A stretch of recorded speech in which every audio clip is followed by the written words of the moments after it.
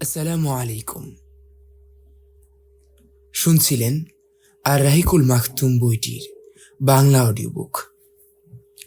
আজ শুনবেন এর ষষ্ঠ অধ্যায়, হায়াতুন নবুওয়িয়্যাতি ওয়া রিসালাতু ওয়া দাওয়াতু। নবুয়তি জীবন, রিসালাত ও দাওয়াত। পয়গম্বরী যুগ, পবিত্র জীবনের মক্কাবস্থানকাল, দাওয়াতের সময়কাল ও স্তর। আন-নবুওয়াতু ওয়া দাওয়াতু আল-আহদুল মাক্কি। আলোচনা ও অনুধাবনের সুবিধার্থে রাসূলুল্লাহ সাল্লাল্লাহু আলাইহি ওয়াসাল্লাম এর নবুয়াতি জীবন আমরা দুটি অংশে বিভক্ত করে নিয়ে আলোচনা করতে পারি: কাজকর্মের ধারা, প্রক্রিয়া এবং সাফল্য। সাফল্যের প্রেক্ষাপটে বিবেচনা করলে দেখা যাবে যে এর একটি অংশ থেকে ছিল ভিন্নধর্মী এবং ভিন্নতর বৈশিষ্ট্যময়। অংশ দুটি হচ্ছে যথাক্রমে: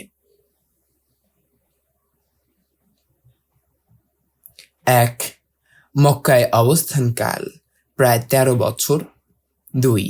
মদিনায় অবস্থানকাল প্রায় 10 বছর। তারপর মক্কি ও মাদানী উভয় জীবনকাল, বৈশিষ্ট্য ও কর্ম প্রক্রিয়ার ব্যাপারে ছিল স্তর ক্রমিক এবং ভিন্নধর্মী। তার পয়গম্বরী জীবনের উভয় অংশ পর্যালোচনা এবং পরীক্ষণ করলে আনুক্রমিক স্তরগুলো সমীক্ষা করে দেখা বহুলাংশে সহজতর হয়ে উঠবে।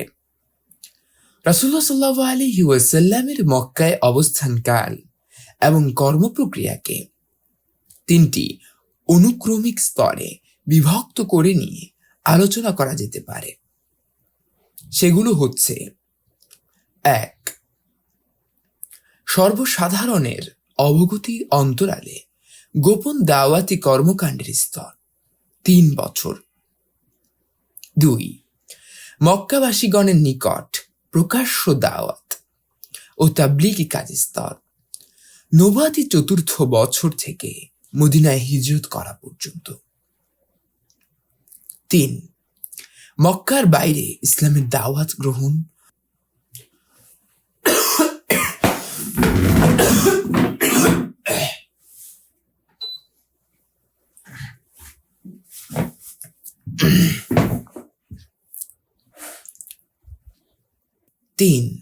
মক্কার বাইরে ইসলামের দাওয়াত গ্রহণ ও বিস্তৃতির স্তর। 10ম নবুয়াতি বর্ষের শেষ ভাগ হতে মাদানী জীবন শুরু হয়ে মৃত্যু পর্যন্ত। মদিনার জীবন এবং মদিনায় অবস্থানকালের স্তর অনুযায়ী বিস্তৃত আলোচনা যথাক্রমে সন্নিবেশিত হবে। পয়গম্বরিত্বের প্রচ্ছায়ায় ফি জিলালিন নবুওয়াতি ওয়া রিসালাহ, হেরা গুহার অভ্যন্তরে। ফি গারি হিরা, রাসূলুল্লাহ সাল্লাল্লাহু আলাইহি ওয়াসাল্লাম যখন 40-এ পদার্পণ করলেন, ওই সময়ে তার এতদিনের বিচার বিবেচনা, বুদ্ধিমত্তা ও চিন্তা ভাবনা যা জনগণ এবং তার মধ্যে ব্যবধানের এক প্রাচীর সৃষ্টি করে চলেছিল তা উন্মুক্ত হয়ে গেল এবং ক্রমান্বয়ে তিনি নির্জনতা প্রিয় হয়ে উঠতে থাকলেন। খাবার এবং পানি সঙ্গে নিয়ে মক্কা নগরী হতে 2 মাইল দূরত্বে অবস্থিত জাবালে নূর পর্বতের হেরা গুহায় গিয়ে ধ্যানমগ্ন হতে থাকলেন।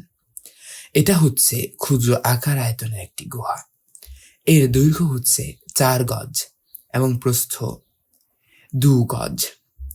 এর নিচ দিকটা তেমন গভীর ছিল না। একটি ছোট্ট পথের প্রান্ত ভাগে অবস্থিত পর্বতের উপরি অংশে একত্রে মিলেমিশে ঠিক এমন একটি আকার আকৃতি ধারণ করেছিল যা শোভাযাত্রার পুরো ভাগে অবস্থিত আরোহী শূন্য সুসজ্জিত অশ্বের মতো দেখা যায়। পুরো রমাদান রাসূলুল্লাহ সাল্লাল্লাহু আলাইহি ওয়াসাল্লাম হেরা গুহায় অবস্থান করে আল্লাহ তাআলার ইবাদত বন্দিগিতে লিপ্ত থাকেন।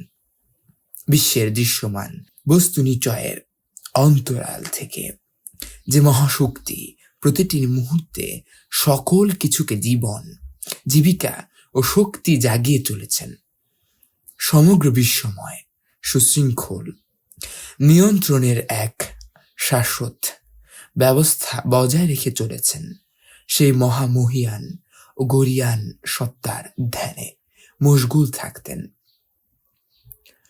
স্বগোত্রীয় লোকদের অর্থহীন বহুত্ববাদী বিশ্বাস ও পৌত্তলিক ধ্যান ধারণা তার অন্তরে দারুণ প্রতিক্রিয়া সৃষ্টি করত, কিন্তু তার সামনে এমন কোনো পথ খোলা ছিল না যে পথ ধরে তিনি শান্তি ও স্বস্তির সঙ্গে পদচারণা করতে সক্ষম হতেন।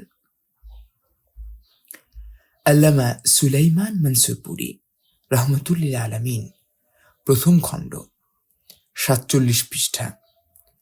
ইবনে হিশাম, প্রথম খণ্ড, 235 ও 236 পৃষ্ঠা। ফি জিলালিল কোরআন, 29তম খণ্ডের 166 পৃষ্ঠা। রাসূলুল্লাহ সাল্লাল্লাহু আলাইহি ওয়াসাল্লামের নির্জন প্রিয়তা ছিল প্রকৃতপক্ষে আল্লাহ তাআলার ব্যবস্থাপনার একটি অংশ।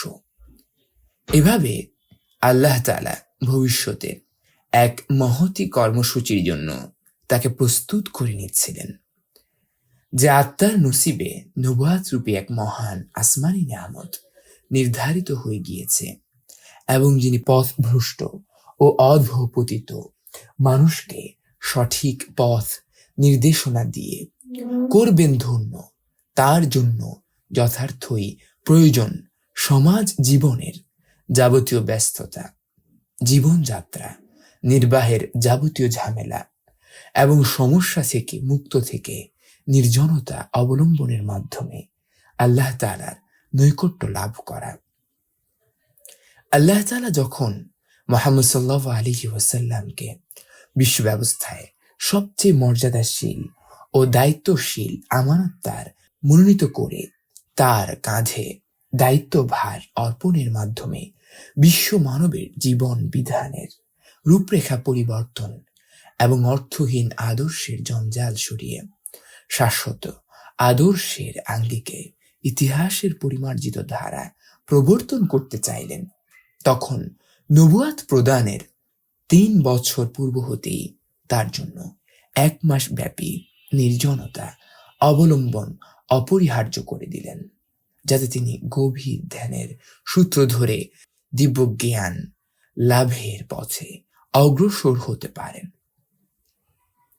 নির্জন হীরা গুহার ধ্যানমগ্ন অবস্থায় তিনি বিশ্বের আধ্যাত্মিক জগতের পরিভ্রমণ করতেন এবং সকল অস্তিত্বের অন্তরালে লুকায়িত অদৃশ্য রহস্য সম্পর্কে চিন্তাভাবনা ও গবেষণা করতেন, যাতে আল্লাহ তাআলার পক্ষ থেকে নির্দেশ আসা মাত্রই তিনি বাস্তবায়নের ব্যাপারে ব্রতী হতে পারেন। ফি জিলালিল কোরআন, পারা 29, পৃষ্ঠা 166 থেকে 167। জিবরাইল আলাইহিস সালাম এর আগমন। জিবরিলুন ইয়ানজিলু বিল ওয়াহী। নবী করিম সাল্লাল্লাহু আলাইহি ওয়াসাল্লামের বয়সের 40তম বছর যখন পূর্ণ হলো, এটাই হচ্ছে মানুষের পূর্ণত্ব প্রাপ্তির বয়স, এবং বলা হয়েছে যে এ বয়স হচ্ছে পয়গম্বরগণের নবুয়াত প্রাপ্তির উপযুক্ত বয়স। তখন নবুয়াতের কিছু লক্ষণ প্রকাশ হতে লাগলো। সে লক্ষণগুলো প্রাথমিক পর্যায়ে স্বপ্নের মাধ্যমে প্রকাশ পাচ্ছিল। তিনি যখনই কোনো স্বপ্ন দেখতেন তা প্রতীয়মান হতো সুবহে সাদিকের মতো।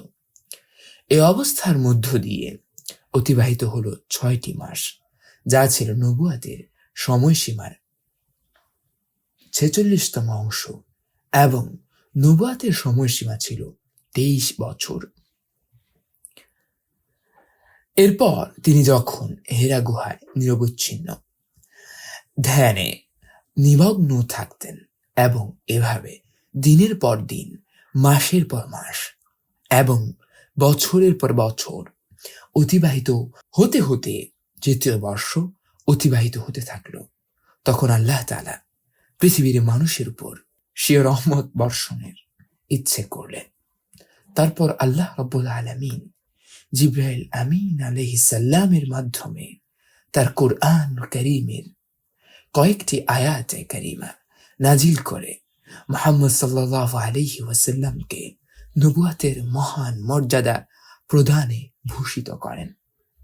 হাফেজ ইবনে হাজার বলেন যে বাইহাকি এ ঘটনা উদ্ধৃত করেছেন যে স্বপ্নের সময়ে 6 মাস ছিল, অতএব স্বপ্নের মাধ্যমে নবুয়তের শুরু 40 বছর পূর্ণ হবার পরে রবিউল আউয়াল মাসেই হয়েছিল, যা তার জন্ম মাস ছিল। কিন্তু জাগ্রত অবস্থায় তার নিকট রমাদান মাসে ওহী আসা আরম্ভ হয়েছিল। ফাথুল বারী প্রথম খণ্ড 27 পৃষ্ঠা। বিভিন্ন ঘটনার সঙ্গে সম্পর্কযুক্ত প্রমাণাদি গভীরভাবে অনুধাবন করলেই জিবরাইল আলাইহিস সালামের আগমনের প্রকৃত দিন, তারিখ ও সময় অবগত হওয়া সম্ভব হবে। আমাদের সন্ধানের ভিত্তিতে বলা যায় যে এ ঘটনা সংঘটিত হয়েছিল রমাদান মাসের 21 তারিখ সোমবার দিবাগত রাত্রে। খ্রিস্টীয় হিসাব অনুযায়ী দিনটি ছিল 610 খ্রিস্টাব্দের 10ই আগস্ট। চন্দ্র মাসের হিসাব অনুযায়ী নবী করিম সাল্লাল্লাহু আলাইহি ওয়াসাল্লামের বয়স ছিল 40 বছর 6 মাস 12 দিন এবং সৌর হিসাব অনুযায়ী ছিল 39 বছর 3 মাস 20 দিন। ওহী নাজিল শুরুর মাস, দিন এবং তারিখ। নবী করিম সাল্লাল্লাহু আলাইহি ওয়াসাল্লাম এর ওহী প্রাপ্তি এবং নবুয়ত লাভের মহান মর্যাদায় ভূষিত হওয়ার মাস ও দিন তারিখ সম্পর্কে ইতিহাসবিদগণের মধ্যে যথেষ্ট মতভেদ রয়েছে।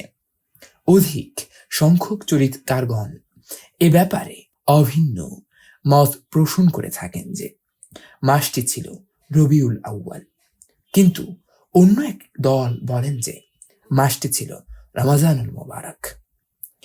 কেউ কেউ আবার এই কথাও বলে থাকেন যে মাসটি ছিল রজব। দ্রষ্টব্য শেখ আব্দুল্লাহ রচিত মুখতাসারুস সিরা, পৃষ্ঠা 75। দ্বিতীয় দলের মতটি অধিকতর গ্রহণযোগ্য বলে আমাদের মনে হয়, অর্থাৎ যারা বলেন এটা রমাদান মাসে অবতীর্ণ হয়েছিল, কারণ আল্লাহ তাআলা কুরআনুল কারীমে ইরশাদ করেছেন, শাহরু রমাদান আল্লাযী উনজিলা ফীহিল কুরআন ইন্না আনজালনাহু ফী লাইলাতিল কদর। আসুন এখন আমরা উম্মুল মুমিনিন আয়েশা রাদিয়াল্লাহু আনহা এর বর্ণনা থেকে বিস্তারিত বিবরণ জেনে নেই। এটা নৈসর্গিক নূর বা আসমানি দীপ্তির মতো এমন এক আলোক রশ্মি ছিল যা প্রকাশের সঙ্গে সঙ্গে অবিশ্বাস ও ভ্রষ্টতার অন্ধকার বিরহিত হতে থাকে, জীবনের গতিধারা পরিবর্তিত হতে থাকে এবং ইতিহাসের পট পরিবর্তিত হয়ে নতুন নতুন অধ্যায়ের সৃষ্টি হতে থাকে। আয়েশা রাদিয়াল্লাহু আনহা বলেছেন, রাসূল সাল্লাল্লাহু আলাইহি ওয়াসাল্লাম এর নিকট ওহী অবতীর্ণ হয়েছিল ঘুমের অবস্থায়, স্বপ্নযোগে। তিনি যখন যে স্বপ্নই দেখতেন তা প্রভাত রশ্মির মতো প্রকাশিত হতো।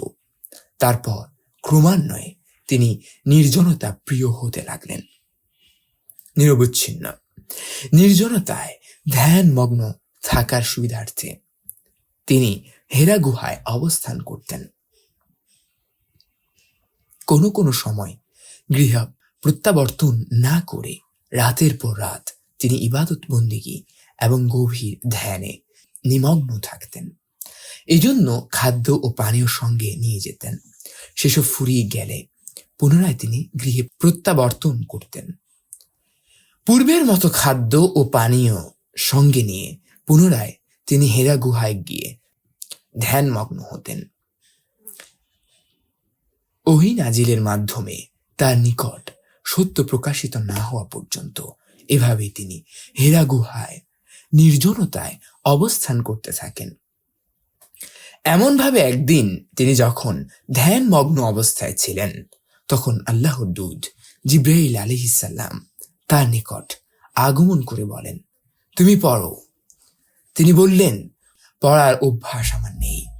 তারপর তিনি তাকে অত্যন্ত শক্তভাবে ধরে আলিঙ্গন করলেন এবং ছেড়ে দিয়ে বললেন, তুমি পড়ো। তিনি আবারও বললেন, আমার পড়ার অভ্যাস নেই। তারপর তৃতীয় দফায় আমাকে আলিঙ্গনাবদ্ধ করার পর ছেড়ে দিয়ে বললেন, পড়ো, ইকরা বিসমি রাব্বিকাল্লাযী খালাক, খালাকাল ইনসানা মিন আলাক, ইকরা ওয়া রাব্বুকাল আকরাম। সেই প্রভুর নামে পড়ো যিনি সৃষ্টি করেছেন মানুষকে রক্তপিণ্ড থেকে। পড়ো সেই প্রভুর নামে যিনি তোমাদের জন্য অধিকতর দয়ালু। আল্লামাল ইনসানা মা লাম ইয়ালাম পর্যন্ত আয়াত অবতীর্ণ হয়। তারপর ওহির আয়াতগুলো অন্তরে ধারণ করে নবী করিম সাল্লাল্লাহু আলাইহি ওয়াসাল্লাম কিছুটা অস্থির স্পন্দিত চিত্তে খাদিজা বিনতে খুয়াইলিদের নিকট প্রত্যাবর্তন করলেন এবং বললেন, আমাকে বস্ত্রাবৃত করো, আমাকে বস্ত্রাবৃত করো। খাদিজা রাদিয়াল্লাহু আনহা তাকে শায়িত অবস্থায় বস্ত্রাবৃত করলেন। এভাবে কিছুক্ষণ থাকার পর তার অস্থিরতা ও চিত্ত স্পন্দন প্রশমিত হলে তিনি তার সহধর্মিণীকে বললেন, আমার কি হলো? অতঃপর হেরা গুহার ঘটনা সম্পর্কে অবহিত করে বললেন, আমি খুব ভয় পাচ্ছি। তার অস্থিরতা ও চিত্তচাঞ্চল্যের ভাব লক্ষ্য করে খাদিজা রাদিয়াল্লাহু আনহা তাকে আশ্বস্ত করে বললেন, আল্লাহ কখনো আপনাকে অপমান করবেন না, কেননা আত্মীয় স্বজনের সঙ্গে আপনি সুসম্পর্ক রক্ষা করে চলেন, অভাবগ্রস্তদের অভাব মোচনের চেষ্টা করেন, অসহায়দের আশ্রয় প্রদান করেন, মেহমানদের আদর যত্ন করেন, অতিথিদের আতিথেয়তা প্রদান করেন এবং ঋণগ্রস্তদের ঋণের দায় মোচনে সাহায্য করেন। যারা সত্যের পথে থাকে আপনি তাদের সাহায্য করেন, নিশ্চয়ই আল্লাহ আপনাকে অপদস্থ করবেন না। এরপর খাদিজা রাদিয়াল্লাহু আনহা তাকে স্বীয় চাচাতো ভাই ওয়ারাকা বিন নওফাল বিন আসাদ বিন আব্দুল উজ্জার নিকট নিয়ে গেলেন। জাহেলিয়াতের আমলে ওয়ারাকা খ্রিস্টান ধর্ম অবলম্বন করেছিলেন এবং ইব্রানি ভাষা পড়তে ও লিখতে শিখেছিলেন। এক সময় তিনি ইব্রানি ভাষায় কিতাব লিখতেন, কিন্তু যে সময়ের কথা বলা হচ্ছে সে সময় তিনি অত্যন্ত বৃদ্ধ এবং অন্ধ হয়ে গিয়েছিলেন। খাদিজা রাদিয়াল্লাহু আনহা তাকে বললেন, ভাইজান, আপনি আপনার ভাতিজার কথা শুনুন, তিনি কি যেন সব কথাবার্তা বলছেন এবং অস্থির হয়ে পড়ছেন। ওয়ারাকা বললেন, ভাতিজা, বলো তো তুমি কি দেখেছো, কি হয়েছে তোমার? রাসূল সাল্লাল্লাহু আলাইহি ওয়াসাল্লাম যা কিছু প্রত্যক্ষ করেছিলেন এবং হেরা গুহায় যেভাবে যা ঘটেছিল সবকিছু সবিস্তারে বর্ণনা করলেন ওয়ারাকার কাছে। আনুপূর্বিক সবকিছু শ্রবণের পর বিস্ময়বিহ্বল কণ্ঠে ওয়ারাকা বললেন, ইনি তো সে জিবরিল যিনি মুসা আলাইহিস সালামের নিকটেও আগমন করেছিলেন। তাবারি 2য় খণ্ড 207 পৃষ্ঠা, ইবনু হিশাম 1ম খণ্ড 237 থেকে 238 পৃষ্ঠা।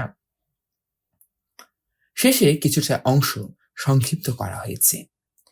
এই বর্ণনার বৈধতা নিয়ে আমার মনে কিছুটা দ্বিধা আছে। সহিহুল বুখারীর বর্ণনা ভঙ্গি এবং তার বিভিন্ন বর্ণনার সমন্বয় সাধনের পর আমি সিদ্ধান্তে উপনীত হয়েছি যে রাসূল সাল্লাল্লাহু আলাইহি ওয়াসাল্লাম এর মক্কাভিমুখে প্রত্যাবর্তন এবং ওয়ারাকার সঙ্গে সাক্ষাৎ ওহী অবতীর্ণ হওয়ার পর সেদিনই ঘটেছিল। অবশিষ্ট হেরা গুহার অবস্থান তিনি মক্কা হতে ফিরে গিয়ে পূর্ণ করেছিলেন। তারপর বলতে থাকলেন, হায় হায়, যেদিন আপনার স্বজাতি এবং স্বগোত্রীয় লোকেরা আপনার উপর নানাভাবে জুলুম অত্যাচার করবে এবং আপনাকে দেশ থেকে বহিষ্কার করবে, সেদিন যদি আমি শক্তিমান এবং জীবিত থাকতাম। অরাকার মুখ থেকে এ কথা শ্রবণের পর রাসূলুল্লাহ সাল্লাল্লাহু আলাইহি ওয়াসাল্লাম অবাক হয়ে জিজ্ঞেস করলেন, এ কি, ওরা আমাকে দেশ থেকে বহিষ্কার করবে? অরাকা বললেন, হ্যাঁ, তারা অবশ্যই আপনাকে দেশ থেকে বহিষ্কার করবে। তিনি আরো বললেন, শুধু আপনার কথাই নয়, অতীতে এরকম বহু ঘটনা ঘটেছে। যখনই জনসমাজে সত্যের বার্তা বাহক কোনো সাধক পুরুষের আবির্ভাব ঘটেছে, তখনই তার স্বগোত্রীয় লোকেরা নানাভাবে তার উপর জুলুম নির্যাতন চালিয়েছে এবং তাকে দেশ থেকে বহিষ্কার করেছে। তিনি আরো বললেন, মনে রাখুন, আমি যদি সেই সময় পর্যন্ত জীবিত থাকি তাহলে সর্বপ্রকারে আপনাকে সাহায্য করব। কিন্তু এর অল্পকাল পরেই অরাকা মৃত্যু মুখে পতিত হন।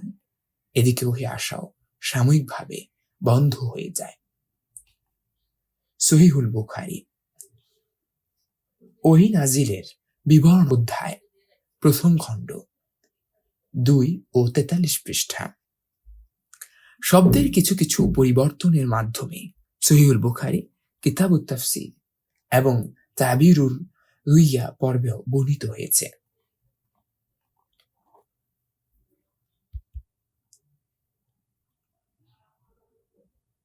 আগামীকাল শুনবেন ওহি বন্ধ এবং পুনরায় ওহি সহ জিবরাইল আলাইহিস সালাম এর আগমন।